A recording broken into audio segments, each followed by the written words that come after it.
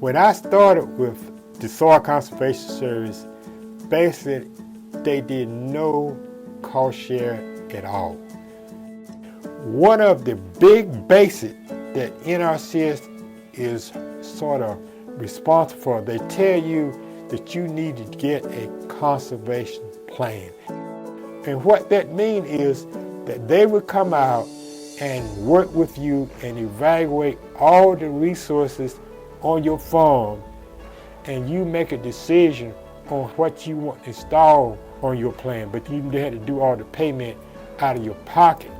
Now, when they develop that conservation plan, everything in that conservation plan you can get cost share on to put in those conservation practices. When I was coming on, NRCS looked for really technical people, that you work with farmers on a one-on-one basis. Nowadays, everything's on the computer. When they come to your farm today, all they got to do is just plug your farm into the computer. They see everything. They see your maps, and they see all the different kind of soils you have, what the capabilities are, what your problems are. They can almost write you a conservation plan right there on the spot with their computer. So the computer have changed the way that they apply. When I was working, you had to apply everything on paper. Now everything is in the computer. All you got to do, you can go online really now and find the application for all these type of conservation practice and complete the application online. North Carolina have a really good cost share program from the federal and the state agency. And a lot of people don't understand, how to apply. Some of the programs are what we call the EQIP program. It stands for Environmental Quality Incentive Program. CSP program, Conservation Stewardship Program. There's another program called the Wetland Reserve Program. And under North Carolina, they call it the Agriculture Cost Share Program. It's really important to know how to apply for these programs. In order to apply for a program through NRCS, you need to get what we call a farm number.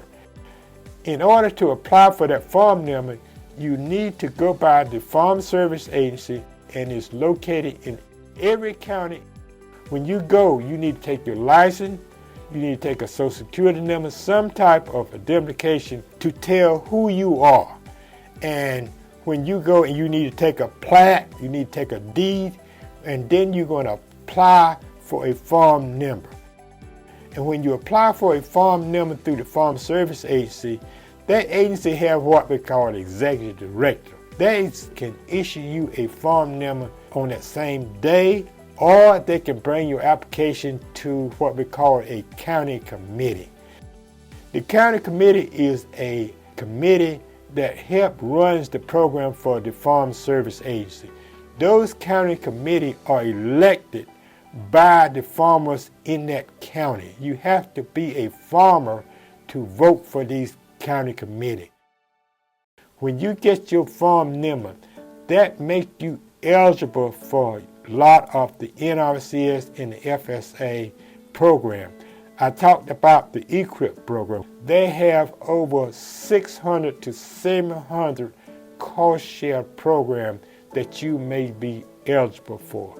What a lot of people don't understand, if you don't qualify or can't hardly get a well from the EQIP program, you can apply for a well through the Agriculture Cost Share Program. So you can get certain practice from one program and certain practice from another program.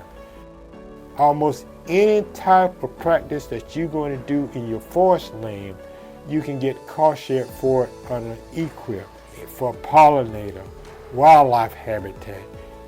If you want to transition from conventional farming to organic farming, all these different types of things that you can qualify for under the EQIP program. Now, I mentioned what we call the CSP, Conservation Stewardship Program. That is a program that you not only get cost share to get conservation practice installed, you get an annual payment for 5 years under the Conservation Reserve Program, which is another excellent program. I told someone, if you got some land that you really don't want to farm, but you want to put your farm into grass or trees from 10 to 15 years, that program is cost share to put it into those conservation practices. Plus, you get an annual payment for 10 to 15 years to put it in that program. And it's important to realize, if you are a minority farmer, you can not only get a higher rate of cost share, you can get 50% of that cost share money up front. So in closing, I would say, if you want to apply for any type of conservation practice, call the local office there in your county, and they'll be glad to assist you with any type of conservation program.